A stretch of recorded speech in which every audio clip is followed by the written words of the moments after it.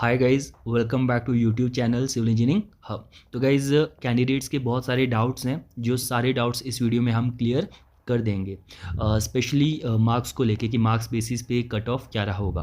तो चलिए, आज की इस वीडियो में हम 4 बातें डिस्कस करेंगे। सबसे पहले, what is equi percentile method. देखिए, इस मेथड के बारे में बहुत सारे बच्चों को नहीं पता है, इसके बारे में थोड़ा डिस्कस करते हैं। दूसरी चीज़ डिस्कस करेंगे, एक्सपेक्टेड कट ऑफ क्या रहेगा जेईई सिविल का on the basis of raw score. और तीसरी चीज़ जो हम डिस्कस करने वाले हैं कि जो न्यू पोस्ट है जल शक्ति में, उसमें किस कैटेगरीज के बच्चे को कितने मार्क्स लाने हैं सेफ होने के लिए। और एट द एंड हम आपको बताएंगे कि आपको जेईई सिविल एग्जाम के लिए जो जल शक्ति में पोस्ट आई है, क्योंकि अब टाइम कम है, तो आपको कैसे प्रिपेयर करना है। तो ये चारों चीज़ें वन बाय वन हम डिस्कस करेंगे, तो आप बस वीडियो को एंड तक ज़रूर देखिएगा।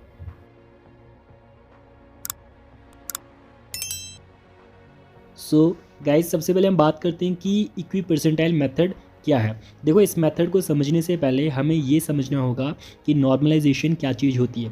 देखो, जब भी कोई रिक्रूटमेंट बोर्ड अपना एग्ज़ाम मल्टीपल शिफ्ट में कंडक्ट करता है, तो बोर्ड ये मानता है कि कुछ शिफ्ट में पेपर इजी रहा होगा और कुछ शिफ्ट का पेपर हार्ड रहता है, यानी डिफ़िकल्ट रहता है।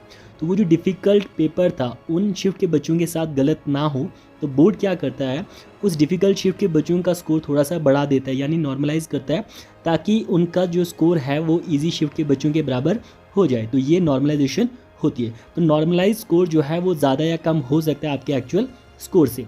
चलिए, अब बात करते हैं कि इस मेथड में नॉर्मलाइजेशन कैसे की जाती है, यानी इक्वी परसेंटाइल मेथड से कैसे आपका स्कोर प्रिपेयर किया जाता है। चलिए, अब बात करते हैं कि इक्वी परसेंटाइल मेथड से कैसे स्कोर को प्रिपेयर किया जाता है। देखो, परसेंटेज और परसेंटाइल के बीच में अभी तक बच्चे फ़र्क नहीं समझ पा रहे हैं। देखो, परसेंटेज जो होता है ना, ये होता है आपका इंडिविजुअल स्कोर, और ये सिंपली कैसे कैलकुलेट होता है, आपने कितने मार्क्स लाए और टोटल मार्क्स कितने थे, मल्टीप्लाई बाई 100, तो ये आपका परसेंटेज स्कोर होता है। वहीं अगर परसेंटाइल स्कोर की बात करें तो देखिए, परसेंटाइल रैंक आपका निकालने के लिए फॉर्मूला होता है टोटल स्टूडेंट्स आपकी शिफ्ट में कितने थे माइनस रैंक आपका क्या है उस शिफ्ट में, divided by total student shift में कितने थे -1 इंटू 100। देखो, इसको बेटर समझने के लिए हम एक एग्जांपल करते हैं। सबसे पहले परसेंटेज को देखिए। मान लीजिए कि टोटल 100 मार्क्स है और आप 80 मार्क्स लाते हैं, तो 80 डिवाइडेड बाई 100 इंटू 100, तो आपकी परसेंटेज 80 होगी। वहीं अगर आपका परसेंटाइल रैंक निकालना है तो कैसे निकालेंगे, मान लो कि किसी शिफ्ट में 100 बच्चे अपेयर हुए, तो 100 टोटल स्टूडेंट शिफ्ट में माइनस रैंक आपका, मान लीजिए कि आपका जो रैंक है वो 6 है, तो 100 minus 6 divided by total student कितने हैं, 100 माइनस 1 इंटू 100। तो यहाँ से आपका परसेंटाइल रैंक आएगा 94.94949495। तो यानी इस तरीके से आपका परसेंटाइल स्कोर प्रिपेयर किया जाता है। तो अब इस परसेंटाइल की भी नॉर्मलाइजेशन करता है बोर्ड, उसके बाद जो रिजल्ट है वो प्रिपेयर होता है। तो परसेंटाइल आपकी ऐसे निकाली जाती है, ध्यान रखिएगा। तो ये फॉर्मूला आपकी स्क्रीन पे है, इस फॉर्मूला के हिसाब से ही आपका जो परसेंटाइल रैंक है वो कैलकुलेट किया जाता है। अब इस बात करते हैं कि expected cut off JEE civil का जो पिछले रिजल्ट आया उसमें स्कोर के बेसिस पे क्या कट ऑफ रहा होगा। आपको बता दूं कि टोटल एग्ज़ाम 10 शिफ्ट में कंडक्ट कराया था बोर्ड ने, ठीक है। और परसेंटाइल बेसिस पे एक्सपेक्टेड कट ऑफ क्या रहेगा वो ऑलरेडी हमने वीडियो में डाला था, जिसका लिंक इस वीडियो की डिस्क्रिप्शन में आपको मिल जाएगा। अगर वो वीडियो नहीं देखी है तो इस वीडियो से पहले इस वीडियो को देखिएगा। अब बात करते हैं कि रॉ स्कोर के बेसिस पे क्या कट ऑफ रहा होगा अलग अलग शिफ्ट का। देखो, जब बात होती है ना ये इक्वी परसेंटाइल मेथड की, तो यहाँ से हर एक शिफ्ट से अलग अलग मार्क्स पे कैंडिडेट सेलेक्ट होते हैं। यानी आप ओपन मेरिट का 10 की 10 शिफ्ट में एक ही स्कोर पे मतलब कट ऑफ डिसाइड नहीं कर सकते कि जैसे 88 है तो हर शिफ्ट से 88 पे बच्चा सेफ है। तो देखो, मैं आपको समझाता हूँ थोड़ा। मैं आपको बताता हूँ कि फोर्थ शिफ्ट, 10 शिफ्ट में एग्जाम हुआ था, फोर्थ शिफ्ट से कैंडिडेट पेपर देता है, उसका स्कोर आता है 84.50। और ओवरऑल जो रैंक है उसका जम्मू एंड कश्मीर में जब लास्ट में रिजल्ट आता है, कंसोलिडेटेड लिस्ट आती है, तो उसका रैंक है 190 और वहीं 9th शिफ्ट से बच्चा पेपर देता है और उसका स्कोर भी 84.50 है, तो उसका overall rank Jammu and Kashmir में 46 है। यानी सेम स्कोर बट अलग अलग शिफ्ट और रैंक कितना ऊपर नीचे है। और परसेंटाइल स्कोर भी 9th शिफ्ट वाले का 99 पॉइंट समथिंग है और 4th शिफ्ट वाले का 98 पॉइंट समथिंग है।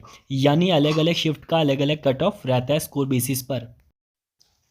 तो आई होप गाइज कि आप समझ गए होंगे कि जो आपका स्कोर बेसिस पे कट ऑफ है वो हर एक शिफ्ट में अलग अलग कैटेगरी का अलग अलग रहता है।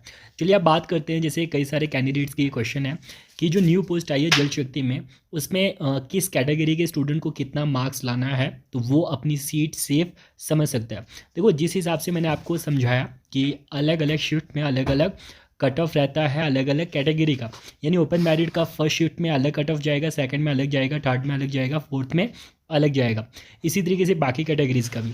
तो हम डिसाइड नहीं कर सकते कि आप किस शिफ्ट में होंगे और किस शिफ्ट से आपको कितना स्कोर लाना है, क्योंकि कौन सी शिफ्ट हार्ड होगी कौन सी डिफ़िकल्ट होगी ये बच्चों के स्कोर पे डिपेंड करता है।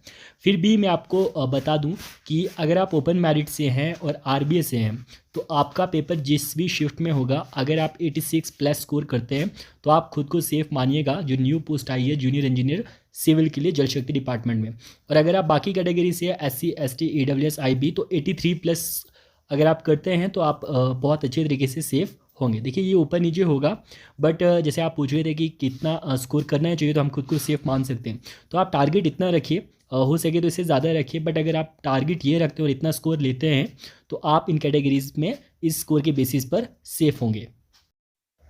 So guys at the end हम बात करेंगे कि आप जो जल शक्ति में जूनियर इंजीनियर सिविल की पोस्ट आई है उस पोस्ट के एग्ज़ाम के लिए आप खुद को कैसे प्रिपेयर कर सकते हो। देखो आप बात करें तो एग्ज़ाम के लिए बहुत ज़्यादा टाइम नहीं है कि आप डिटेल वाइज सिलेबस को स्टडी कर सकते हो, बट मैं आपको कहूँगा कि जो पिछला एग्ज़ाम हुआ है उसमें लगभग हर एक कॉन्सेप्ट के क्वेश्चन पूछे गए थे। तो आप ऐसा करना कि आप सिलेबस से किसी भी टॉपिक को छोड़िएगा मत। तो इस टाइम पे बेस्ट आपके लिए क्या है कि आप जितने ज़्यादा MCQ की प्रैक्टिस करें, जितने ज़्यादा मॉक टेस्ट दें और जितने ज़्यादा ऐसे क्वेश्चन आप स्टडी करें जो किसी न किसी एग्ज़ाम में पूछे गए हो, तो ये आपके लिए सबसे बेस्ट है। तो मैं आपको नेक्स्ट वीडियो में जो पिछला एग्ज़ाम हुआ है जूनियर इंजीनियर सिविल का JK SSB के द्वारा, उसमें जो क्वेश्चन पूछे गए थे वो हम डिस्कस करेंगे, जिससे आपको काफ़ी हेल्प होगी आने वाले JEE सिविल एग्ज़ाम में। तो चलिए अगली वीडियो में हम डिस्कस करेंगे वो सारे क्वेश्चन जो पूछे गए हैं 1 by 1 करके।